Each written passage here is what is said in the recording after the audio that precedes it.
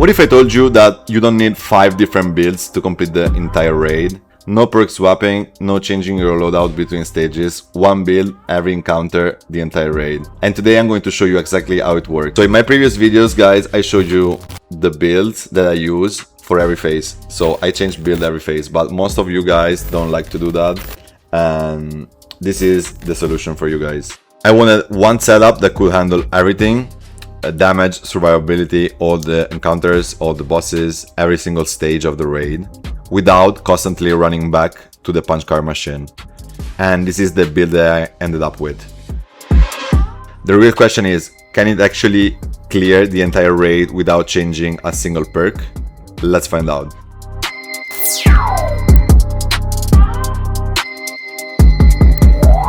So this is the numbers, guys.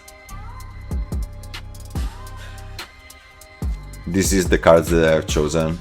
So let's go through all of them real quick. So Bullet Storm, of course, more damage if you are going to use weapons that have a large magazine capacity. Then we use bringing the big guns. We use these two together. As you can see here, I don't have lock and load. If you want to remove Arms Keeper, you can put lock and load. At that point, you will reload and you will not lose the stack. But I don't put it because usually it's enough with my teammates to finish the encounters with just one magazine.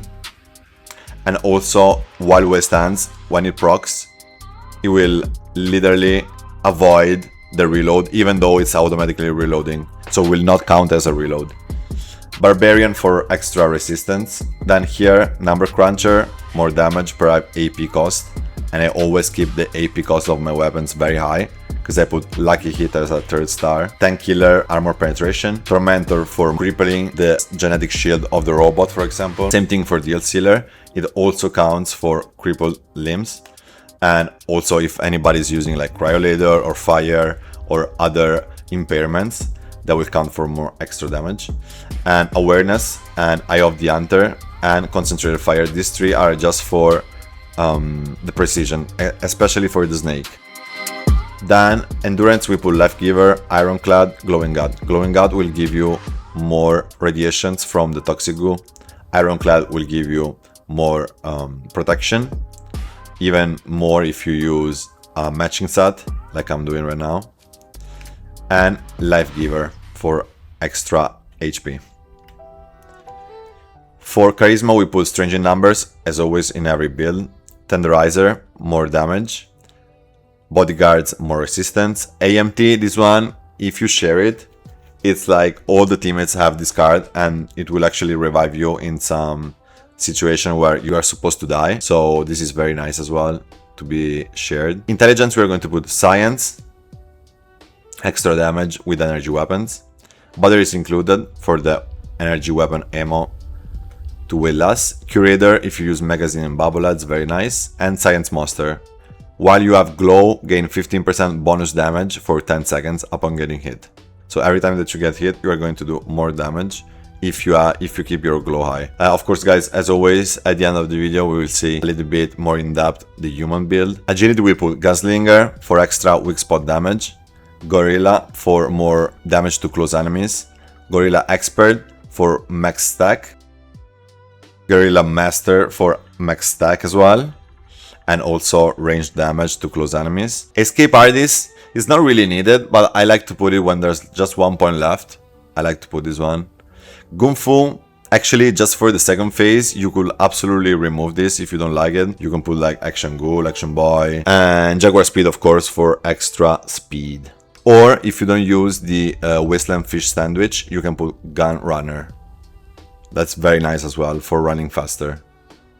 So if you put this one, for example, you are going to remove Escape Artist in favor of Gun Runner. Or you can just put Gunslinger Expert for extra max stack, onslaught stack. Then luck, guys, better criticals with Critical Savvy. And Faulty Spot, glowing criticals, it's for damage. And they will create a great synergy between these 4 cards. And while we stand, as I said before, it will automatically reload 36%, and Junk Shield for extra resistance. Remember, guys, if you don't want to use the serums every hour like I do, you put Class Freak instead. Of course, you need to remove this one at the point. So then you need to remove this and put lock and load. So it's up to you guys. Legendary perks are like this. Lisa, as always, taking one for the team, follow through. Okay, for the buffs, guys, I'm going to show you which are the buffs that I use. Let's start with crafting Black Eye Susan Soothing. The mutations they have are these guys. And as you can see, without Class Freak, they have crazy debuffs. So in order to remove those, I just use all these serums that you see on screen. Nice. Then we use Big Guns Babolat and Tesla Science 9. Of course, use the Babolat magazine accordingly to the weapon that you're using. You feel free to use like any other weapon that you want with this build. Every automatic weapon, every heavy weapon that you like can be useful in this build. These are the buffs for damage and experience and all of that good stuff.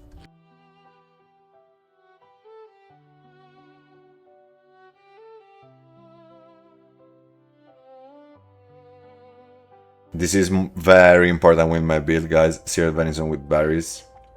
With this one, as you can see, guys, I have 4 rangers and 1 limit breaking on my armor. And then on all of my weapons, I put lucky hit. So we're going to use mainly Tesla Cannon and Gauss Mini. So that's pretty much it. The only thing that I need to show you guys is also the buffs. So this one for extra experience, this one for extra VETS accuracy. These are the most important for me. These two and the Derby machine are like the ones that I never go in the raid without.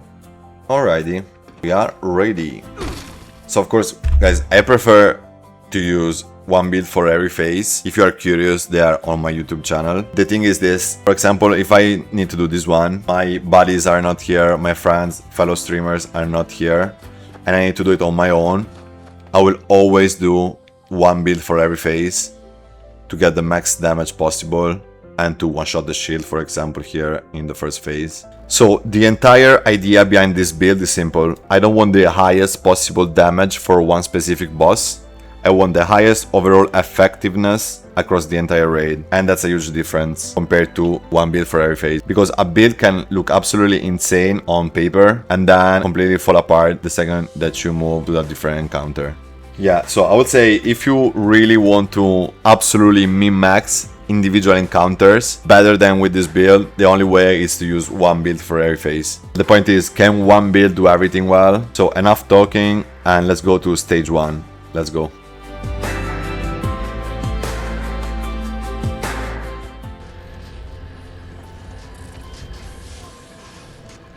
Warning.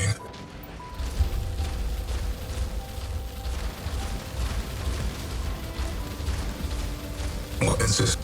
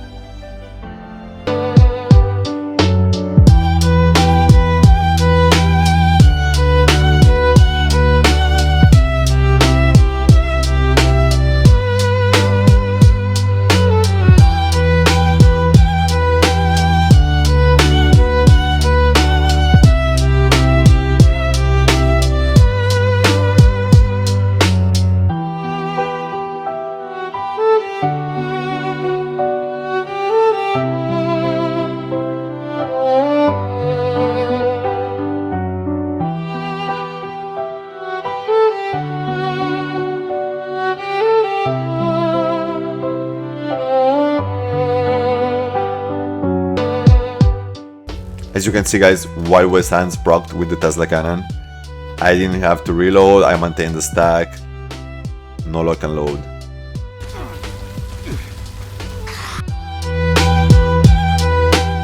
So for this phase, usually guys, I use this weapon right here. You can use a laser rifle with beam splitter as well. Doesn't really change a lot.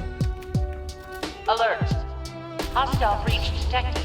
I like this one because it's a shotgun, so he has multiple projectiles to destroy the crystal very fast. And not only that, but also it has a good like build around it when I use the specific build.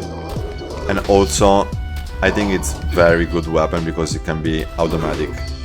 Unless most of the shotguns, this one can be automatic.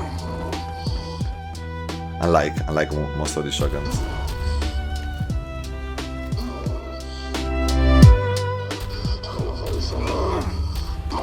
Boom. And it dies in 40 seconds.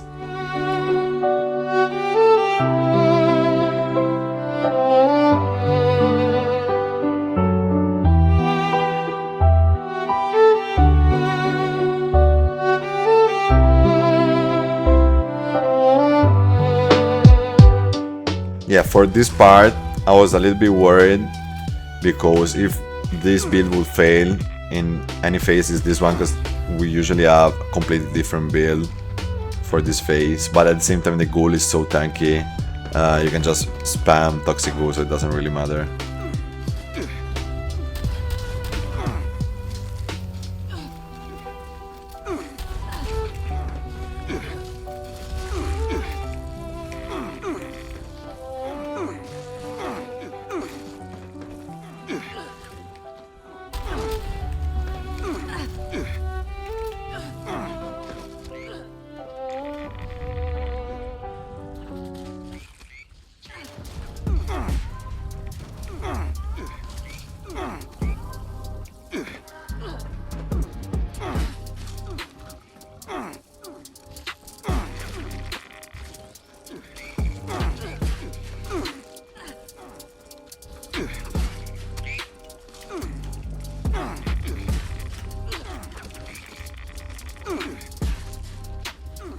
Okay, that close are coming.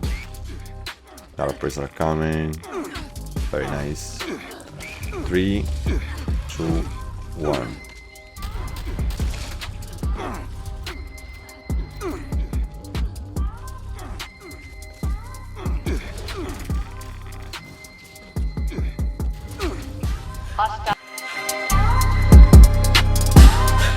And now there's only one thing left. The final boss. The Ultra Sight Terror. And then we finally have the official one build capable of running the entire raid. Ready, bro? Yeah. Let's go.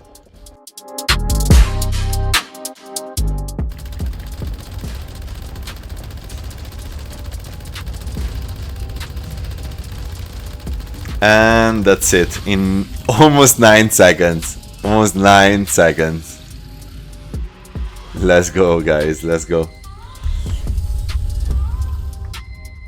And that is why I like this setup.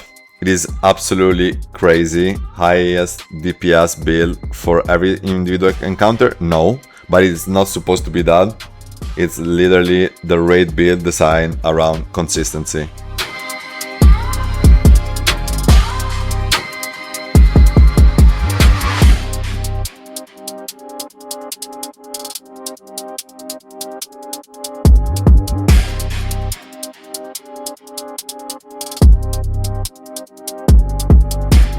And that was it, one build for the entire raid. No switching builds between phases, no wasting time changing cards, and just one setup that can handle the whole raid from start to finish. If this build helped you out, make sure to drop a like, it really helps the channel, and if you enjoy Fallout 76 builds, raid strategies, min-maxing, and testing the meta, consider subscribing so you don't miss the next one. I'm also live on Twitch regularly, so come hang out, ask me anything, and we can run some raids together. Thanks for watching, I'll catch you guys in the next one.